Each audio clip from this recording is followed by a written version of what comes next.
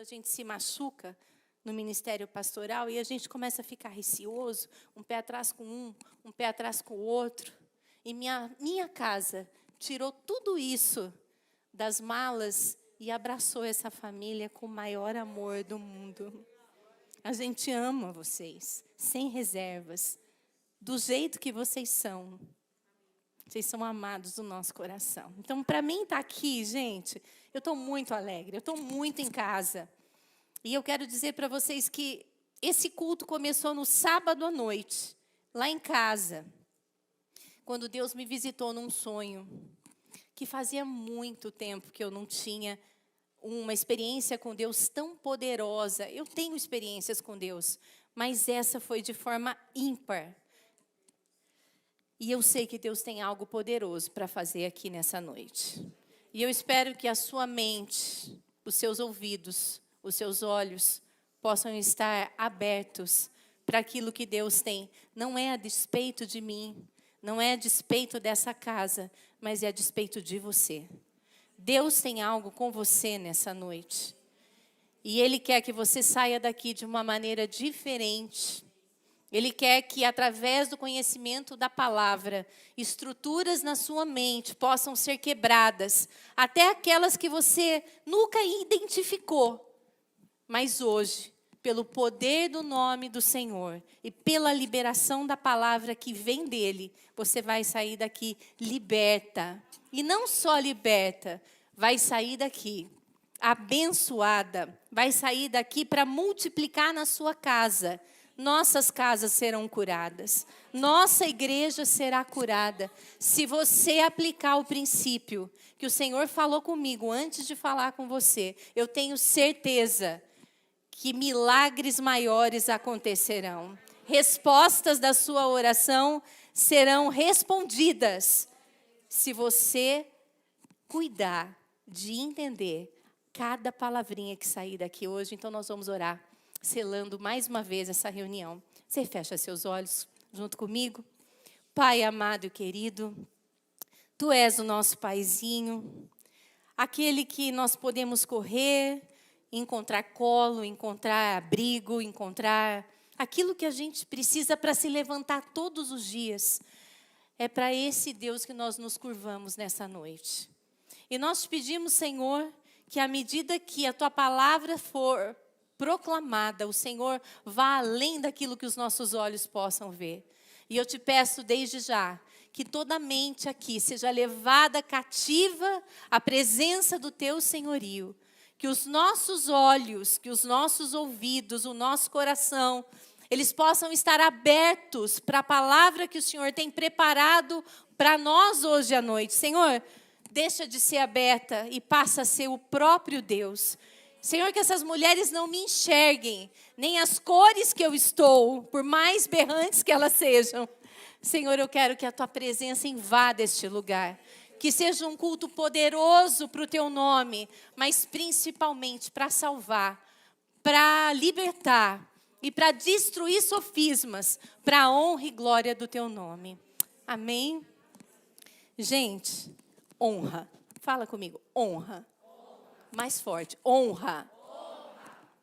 Essa semana, para quem não me conhece, eu sou a Roberta, sou esposa do pastor Josimar, tenho 25 anos de casado e tenho 2 filhos, a Isabelle, que tem 23, faz 24 agora, dia 30 de dezembro, e o João Vitor, que tem 20. A Isabelle terminou a faculdade de odontologia na Mandic e, por causa da pandemia, já engatou no mestrado.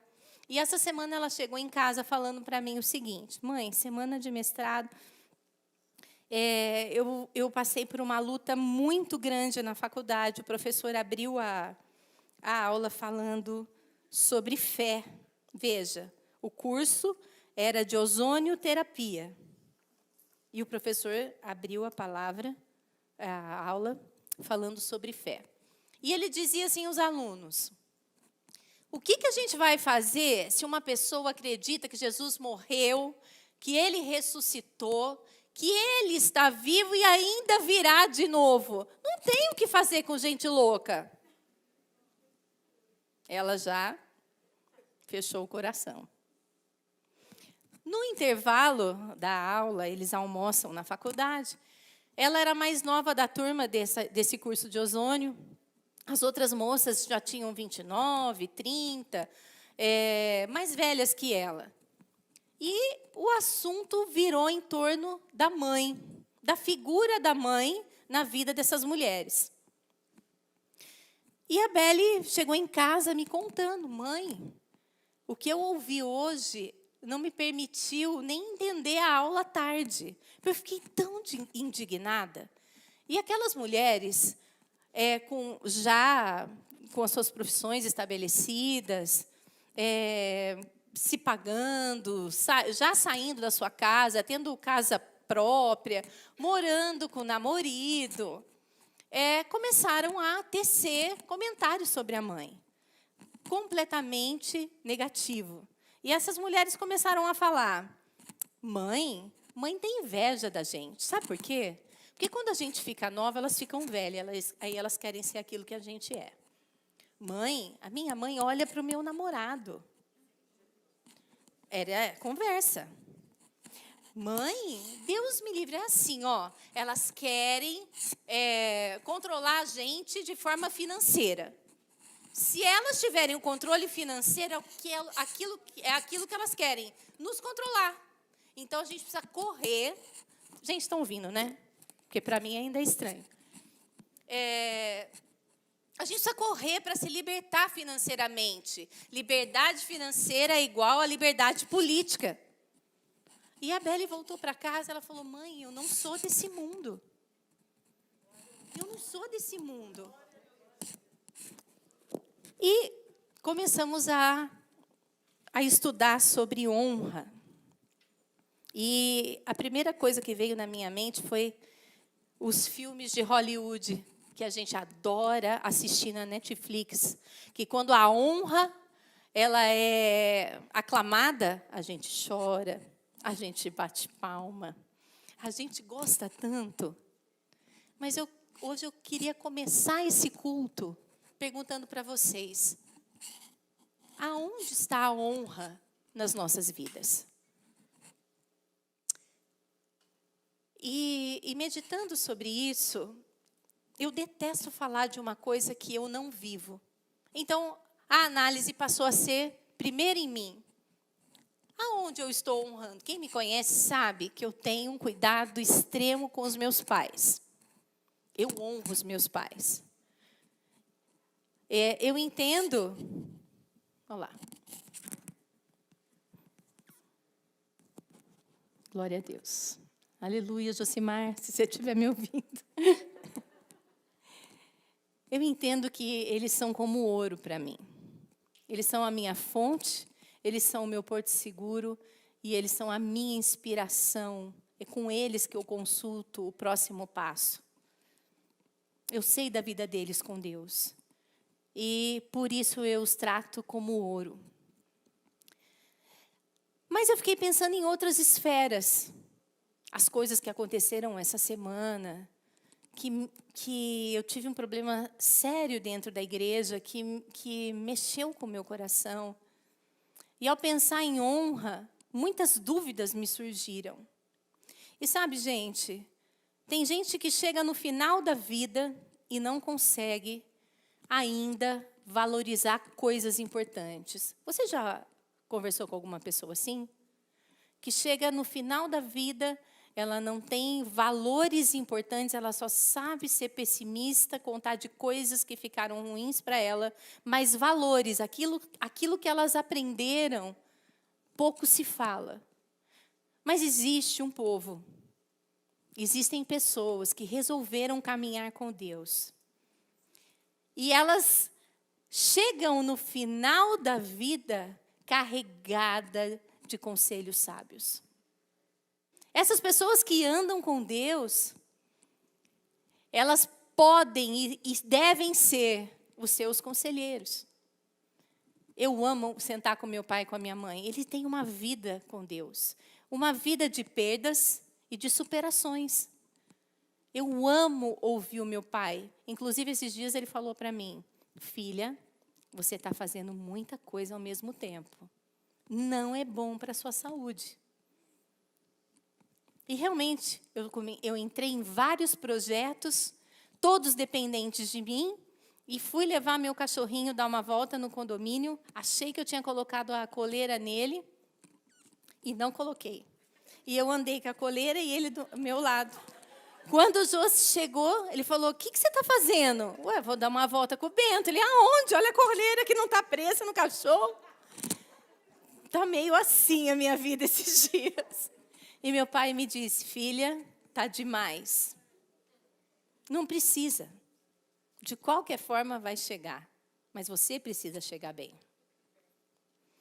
Eu sei que quando eu converso com a Dev e o Larry, que são as pessoas que eu converso sobre as minhas dores, sobre as dores ministeriais, apesar da barreira da língua, a gente sempre tem alguém que interpreta para nós. E quando o Josi fala com o Larry sobre as dores da alma dele no ministério, o Larry diz assim, Josi, você já morreu. Mortos não sentem nada. É só uma frase que mexe com você o ano inteiro. Essa é a sabedoria que vem de Deus quando uma pessoa passa a vida inteira andando com Ele. Poucas palavras, muitos significados. É profundo o que eles falam. E está aqui. Eu queria pedir para você abrir a Bíblia em 2 João 1:8. João é um homem assim. Ele está mais ou menos com 90 anos quando ele escreve esse versículo. Acharam? Amém ou misericórdia? Amém mais forte ou misericórdia? Tá ruim, hein, gente? Amém? Amém. Olha só o que João fala. Acautelai-vos, para não perderes aquilo que tens realizado com esforço, mas para receberes completo galardão. Eu sei que tem algumas versões que mudam um pouquinho, mas veja, acautelai-vos. É a primeira instrução que João fala para mim e para você. Aí você vê uma pessoa do seu lado correndo para baixo e para cima. Ah, ela devia estar aqui ouvindo essa mensagem. Ah, meu marido devia estar aqui. Ele devia ouvir isso. Acautelai-vos. A mensagem não é para ninguém que não está aqui. Ela é para mim e para você. Então, hoje eu queria que você usasse o seu nome, o seu substantivo próprio e dizer a você mesmo. Acautela, Roberta. Vamos lá? Põe seu nome. Acautela, Roberta. É isso que o João está te falando hoje à noite. Mas a próxima frase fala assim, olha, para você não perder aquilo que você tem realizado com esforço. Ela é negativa, né, essa frase. Está te dizendo que você pode perder tudo aquilo que você está construindo. E ele termina falando assim, mas para você receber completo galardão. Essa frase é super positiva. Uma frase que está te dizendo que você vai receber recompensa. Gente, olha só. Eu fiquei pensando, quando eu li, completo galardão. Quando a gente fala assim, cuidado para você não perder aquilo que você tem realizado, você precisa entender que a vida cristã não é uma vida de corrida. Ela é uma vida de perseverança. Muito mais vale como você termina do que como você começa. E tem muita gente que começa muito bem, mas termina a carreira dando mau testemunho e você pergunta onde está Deus na vida dessa pessoa. Então, existe aqui uma chave de sabedoria. Viver para Deus é manter uma perseverança em o quê? Princípios. Em obedecer os princípios que Ele tem deixado para você. Essa vida de perseverança vai fazer com que você receba um completo galardão. Só que quando João fala completo galardão, ele me faz entender o seguinte. Se tem um completo galardão, tem um galardão parcial. Ou tem galardão nenhum. Vocês concordam comigo? Porque quando ele está trazendo aqui, ó, um completo galardão, Pensem, então tem galardão parcial ou nenhum galardão. Quando eu li Coríntios, eu não vou pedir para vocês abrirem tudo, porque são várias passagens que nós vamos falar hoje, mas só escutem o que eu estou dizendo. Olha o que Coríntios fala. É por isso que também nos esforçamos, quer presentes, quer ausentes, para lhe sermos agradáveis. Porque importa nos comparecermos perante o tribunal de Cristo, para cada um receber segundo o bem ou o mal que terá feito por meio do corpo. Ele está falando de galardão. Eu não estou falando de juízo. O que Paulo está falando aqui é que todas nós, independente da nossa escolha, um dia nós vamos estar diante do tribunal de Cristo. Ali, nós não vamos tratar dos nossos pecados. Porque o pecado, ele foi separado quando você aceitou Jesus como seu único e suficiente Salvador. O tribunal de Cristo, você vai prestar conta para Ele, diante dEle, das suas obras. Que obras? A casa que você construiu, o emprego que você construiu, a reputação que você construiu? Talvez. Mas aquilo que é perecível, aquilo que é terreno, fica para trás. E perante o justo juiz, ele vai olhar a sua vida, ele vai olhar os seus pensamentos, ele vai olhar as suas atitudes, ele vai olhar as suas intenções e por isso você vai ser julgada. Aí aqui, galardão completo, galardão parcial ou nenhum galardão. O que quer dizer isso?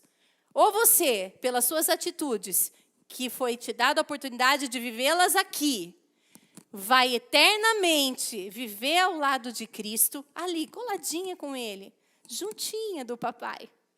Ou isso vai se distanciar? Prestem atenção. Quando João diz, acautelai-vos para que não percas, é exatamente sobre esse dia que ele está dizendo. O dia que você vai estar perante um tribunal de justiça. E presta atenção, quem aqui já foi numa audiência? Quem não foi? Gente, ir para a audiência é a coisa mais difícil da vida da gente. Você vai estar sobre uma pessoa que você não conhece, julgando a tua causa.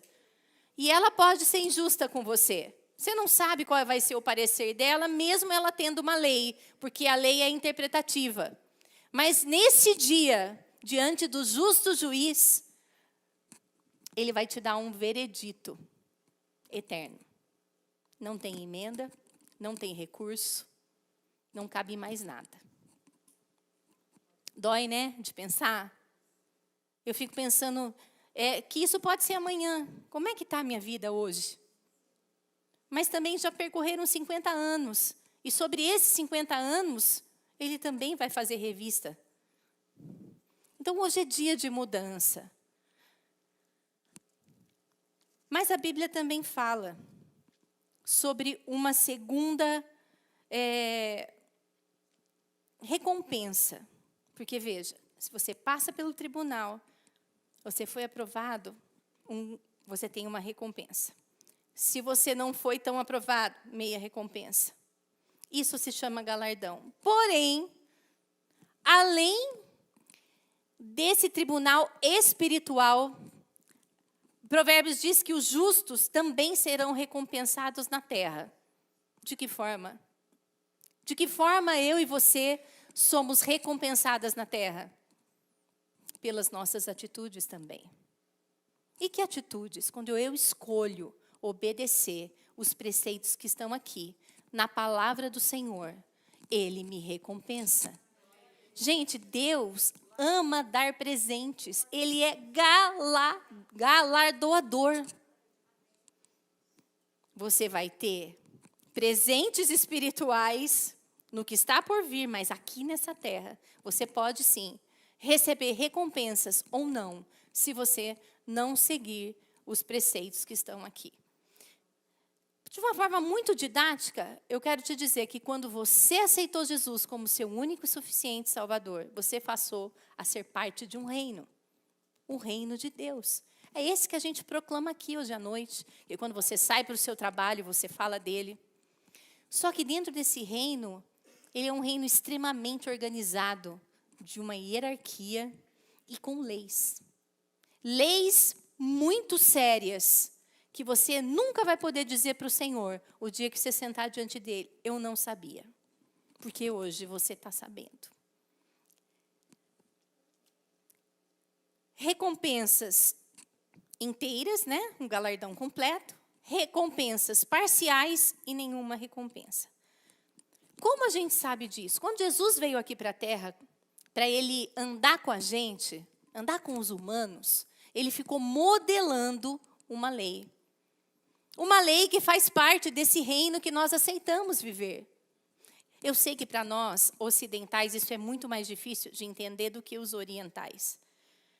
Quando você está sujeito a um sistema de monarquia, é tudo mais fácil você entender a honra, você entender a hierarquia, porque está incrustado no dia a dia da pessoa. O dia que eu pus o pé na Inglaterra para pregar com Josi, gente, eu não precisava ter orado milhares de vezes. Eu pus o pé ali, falei, Josi, aqui tem honra. As pessoas respiram honra, porque existe a rainha, porque existe todo aquele atributo que se faz à realeza, aquela corte. As pessoas estão acostumadas com a honra. Nós vivemos no presidencialismo, numa democracia, que todo mundo acha que é relativo a você, o que você pensa. Então, a gente vive numa liberdade que impede a gente entender esse reino de Deus. Mas ele existe. E ele é mais real do que aquilo que você vê. Quando Jesus veio, ele começou a modelar.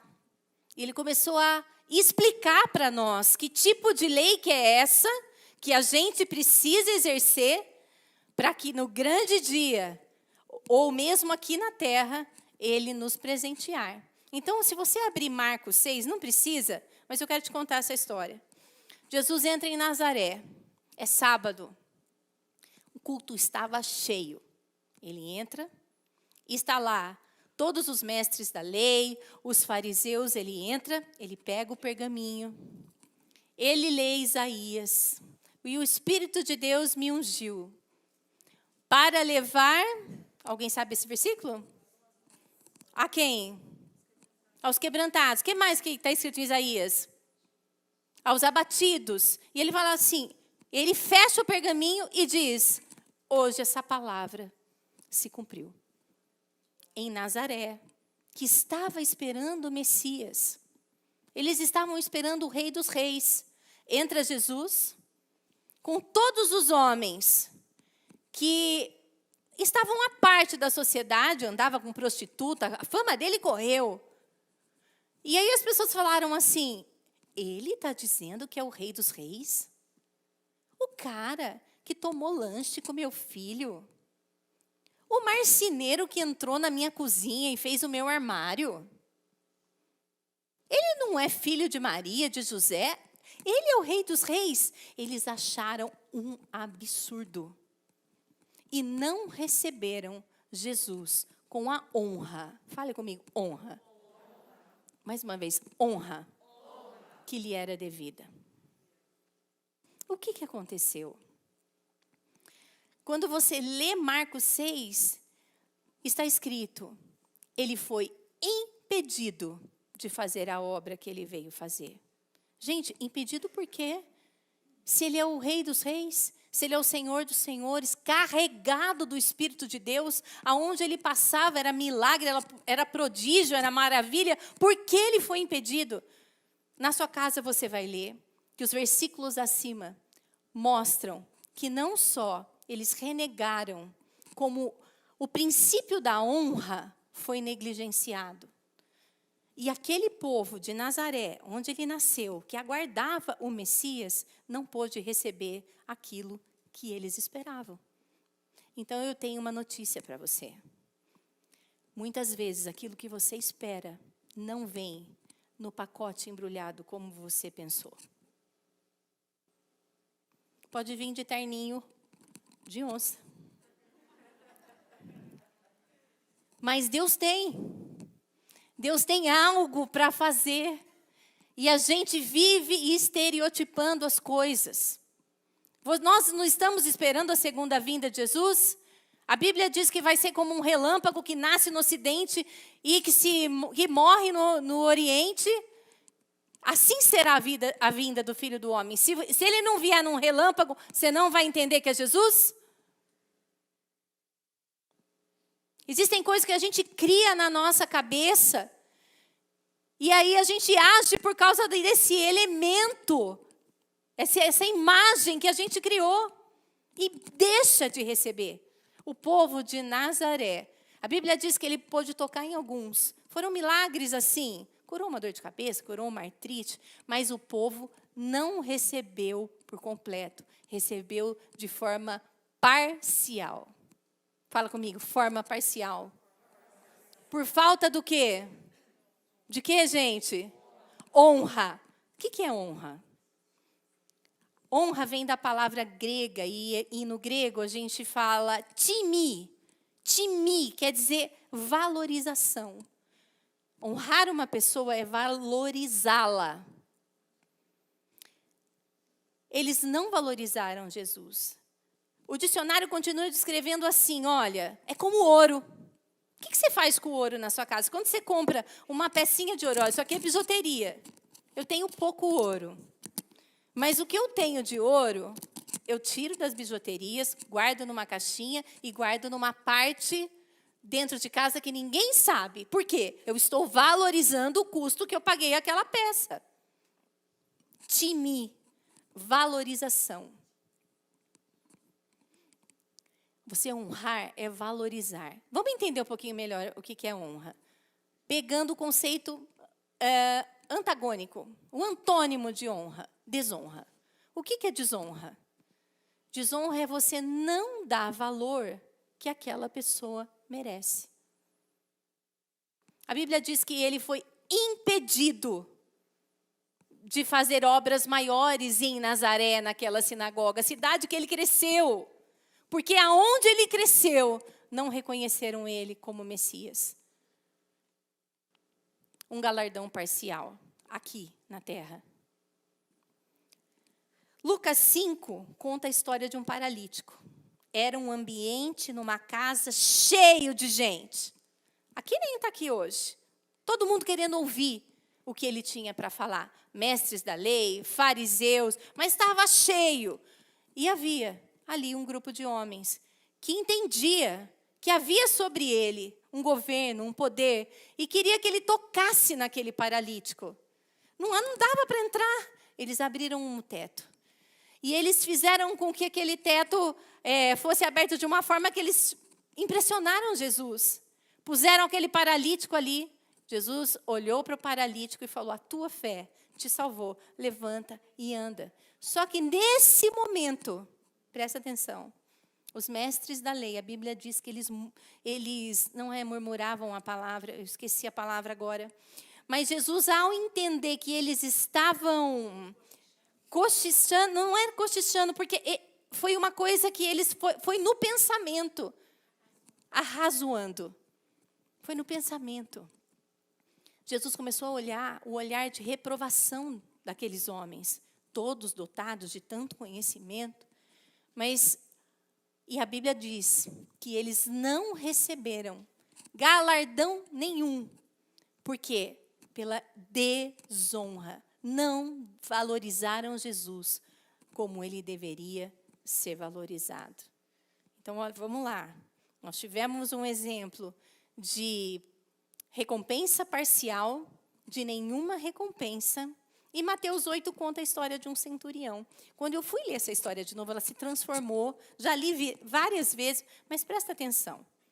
Jesus entra numa cidade e dá de frente com esse centurião. O centurião é um chefe de uma guarda, poderoso, que responde.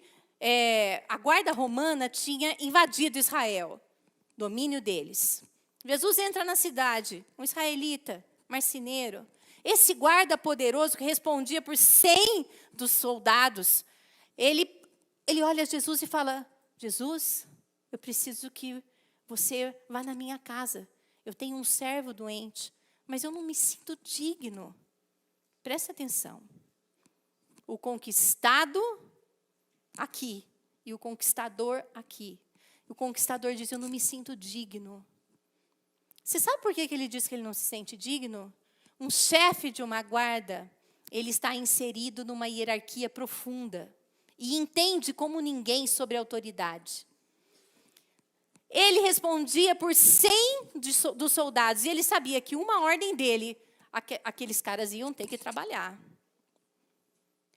Ele reconheceu Jesus e a autoridade de Jesus. Ele falou, não tenho como te receber em casa, mas eu sei que uma ordem que você der agora, meu servo vai ser curado.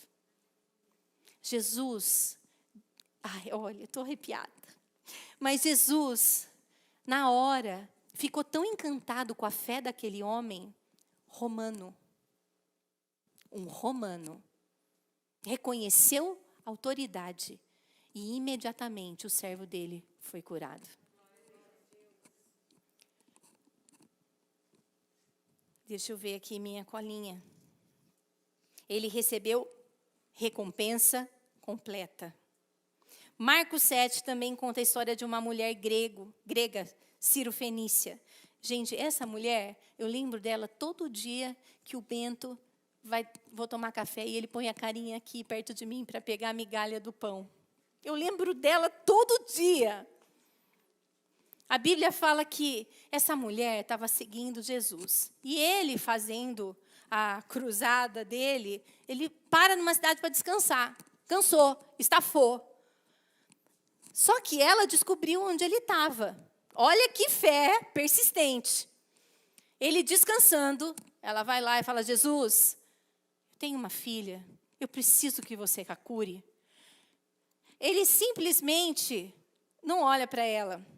E ela fala assim, Jesus, a minha filha. Ela continuava insistindo. A Bíblia diz, alguém já conhece alguém assim, que às vezes te incomoda um pouquinho mais? Você quer uma tranquilidade? E ele começa, por favor, por favor. Era essa mulher, com uma fé extremamente insistente. Jesus fala para ela, filha, pelo amor de Deus, eu não posso tirar pão das crianças para dar para os cachorrinhos. Você pode entender o que você quiser, mas Jesus estava chamando aquela mulher de cachorra. E eu louvo a Deus que ela era uma Ciro-fenícia, porque se ela fosse uma brasileira com ascendência italiana, ela ia falar para ele, xenofóbico. Ia ser exatamente assim. Porque agora a multidão não está aqui, você não quer fazer seu milagre? Ia ser assim. Mas aquela mulher respondeu assim para ele, Senhor, das migalhas desse pão, os cachorrinhos se alimentam. Jesus estava esticando a fé daquela mulher. E ela respondeu de uma forma tão positiva que ela recebeu recompensa completa. Gente, o que mais me assusta é que a Bíblia diz que todos esses feitos no Evangelho que você começa a ler, o povo que era dele, aquele para que ele veio, negou Jesus. Não deu a ele honra nenhuma. Mas ele encontra pessoas que não eram do seu arraial. O romano, a Ciro-fenícia, e dão a ele a honra que ele merecia. Você começa a ler, aquilo começou a pegar tanto para mim que eu comecei a chorar. Ler esse texto, eu chorava.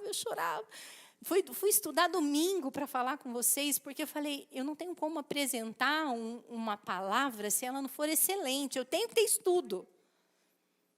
O José me buscou, eu estava com os olhos aqui, todo cheio de lágrimas, eu estava inchada, a Ju me viu. Olha o que a Bíblia fala, que uma semana antes de Jesus ser crucificado, ele fala assim, antes de lavar até os pés dos discípulos, ele fala assim, eu vou embora, vocês não vão me ver mais. Só me verão o dia que vocês disserem, bendito é aquele que vem em nome do Senhor. E de lá para cá, ele tem trabalhado em cada um de nós para reconhecer e honrá-lo. Isso tem a ver com honra. É honra. Quando ele diz, bendito é o que vem em nome do Senhor, tem a ver com honra. Ele está esperando a honra da minha casa, da sua igreja. Hoje é dia de colocar em ordem essas coisas. Gente, às vezes a gente pensa assim, não, eu estou quites com a honra. Eu honro meu pai, eu honro minha mãe. Olha o que Samuel fala. Aos que me honram, isso foi Jesus que disse, eu honrarei. Aos que me desprezam, serão muito pouco estimados. Muito pouco estimados quem não pratica essa lei espiritual chamada honra. Uma lei que a nossa geração, a geração dos meus filhos, não sabe fazer mais. Está tudo muito relativo. Pastor é igual a mim, é igual a meu pai, é igual a minha avó, é igual... Não tem hierarquia de autoridade, não tem honra. Não existe honra mais. E o Espírito de Deus me disse assim, eu te fiz mulher, porque você é transmissora. Transmissora de geração, para gerações, de valores. Você é uma transmissora de valores. Se a honra for uma lei espiritual para você, os seus filhos vão saber, e eles vão praticar. Existe recompensa na honra. Você receberá, seus filhos receberão, a sua descendência receberá. Mas se você desprezará qualquer tipo de honra, desprezar qualquer tipo de honra, você vai ser tratado como pouco estimado. Eu fiquei pensando, o que seria pouco estimado? Quando você não gosta muito de uma pessoa, ela fez alguma coisa para você, e você a tinha numa autoestima, ela faz uma coisa para você e fala, caiu. Aí ela faz outra para você, caiu. Eu a amo, mas a minha estima, o que acontece? Quando você ama, você se preocupa com o problema do outro. Eu sou assim, gente. Eu trago as minhas amigas para perto de mim, os problemas delas são os meus problemas. Elas choram, eu choro. Elas lutam, eu luto. Eu arrumo um jeito de ajudar. Eu sou amiga, sim. É desse jeito que eu sou.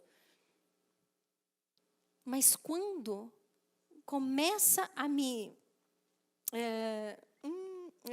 não corresponder, faz uma, você faz continua amando, Jesus mandou. Faz duas, mas a estima passa a ser pouca. E o que acontece? Você acaba meio que se desinteressando pelo que acontece com essa pessoa. É assim que Jesus está falando. Que quando não houver honra, haverá pouca estima. Quer dizer, ele pouco vai se preocupar com você. E aí você vai orar e você não vai ter resposta.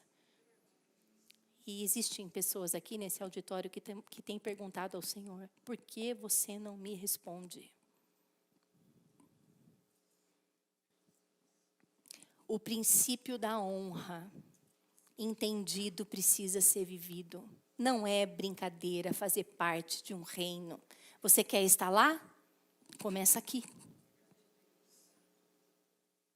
Honra é uma lei espiritual. Vamos falar comigo? Honra. Vocês já jantaram? Vamos então vamos esperar o nosso banquete. Honra é uma lei.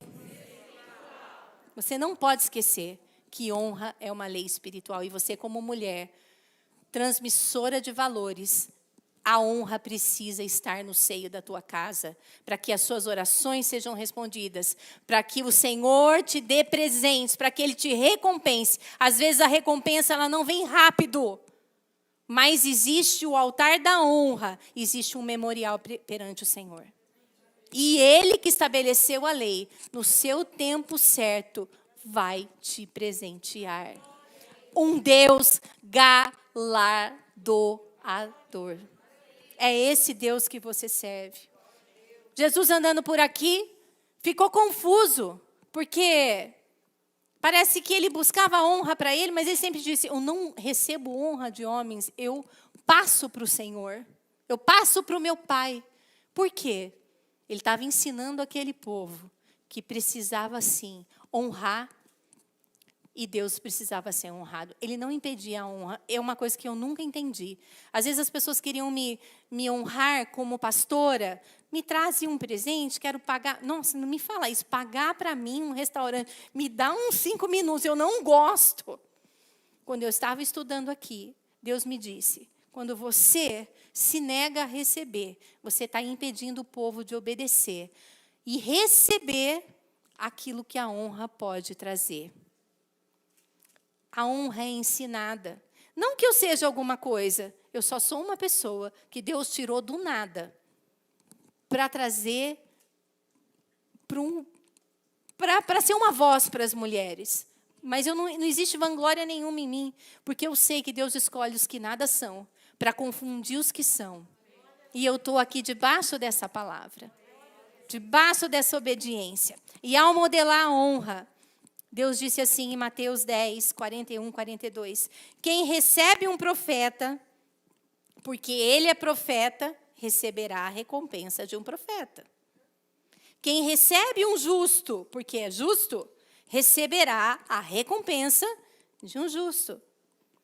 Quem recebe, quem tiver, gente, que seja um copo que seja um copo de água aos pequeninos, em verdade vos digo que de modo algum perderá seu galardão. Você entende o que Jesus está falando aqui? Ele está modelando a quem você vai honrar.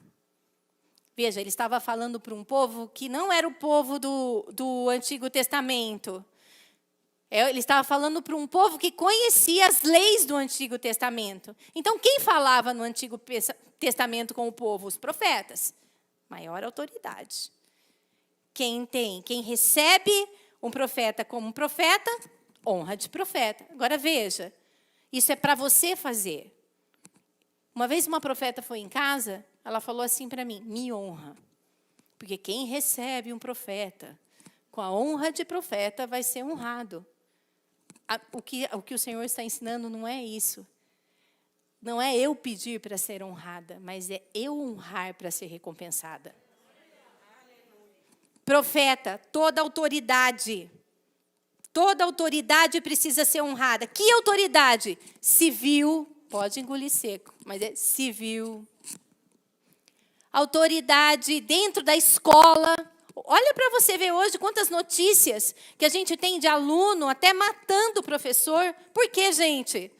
Porque na casa dessa pessoa a honra não foi cultivada e nem ensinada. Quem você tem que honrar?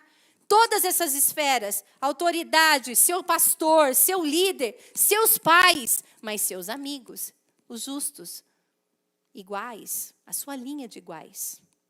Honre seus amigos, seus filhos, que estão sobre a sua jurisdição, seus funcionários, pessoas que te servem no posto, num restaurante. A honra é um estilo de vida e ela abre porta para você.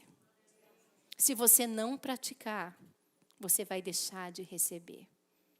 Se você praticar mais ou menos para quem você acha que você tem que dar honra, você vai receber metade da sua recompensa.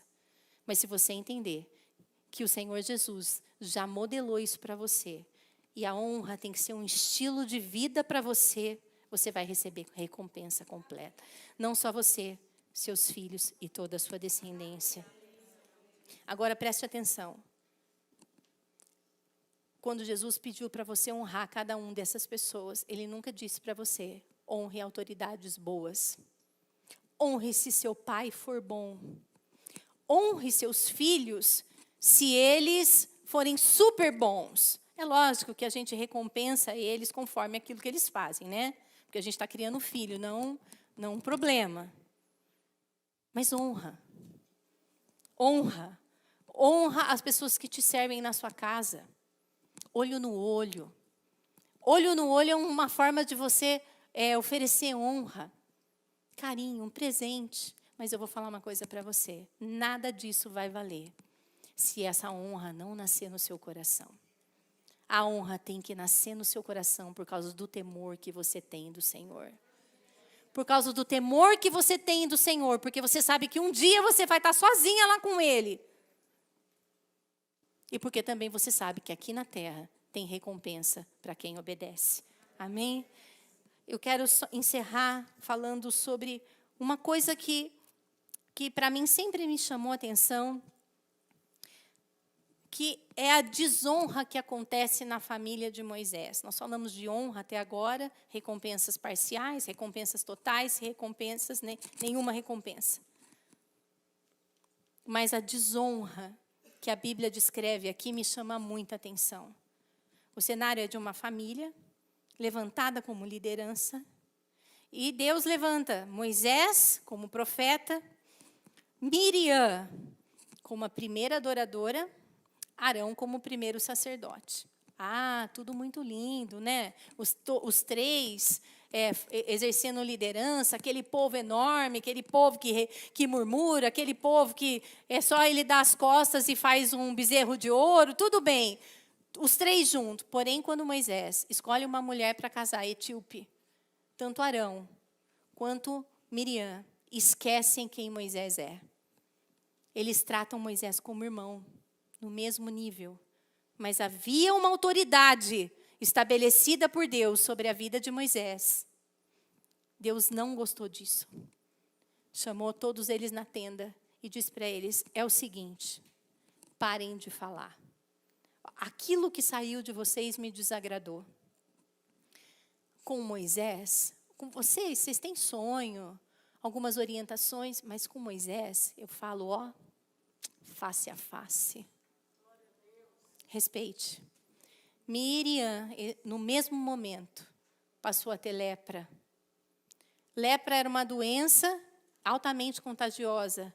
Precisou ser tirada daquele meio, isolada.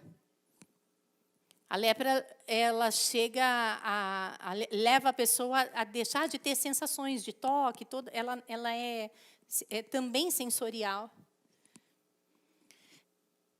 Preste atenção. A desonra gera na nossa vida lepra. Se nós não praticamos a honra, nós praticamos a desonra. A lepra é consequência da desonra. A desonra nos coloca à parte. A desonra faz com que a gente deixe de sentir coisas.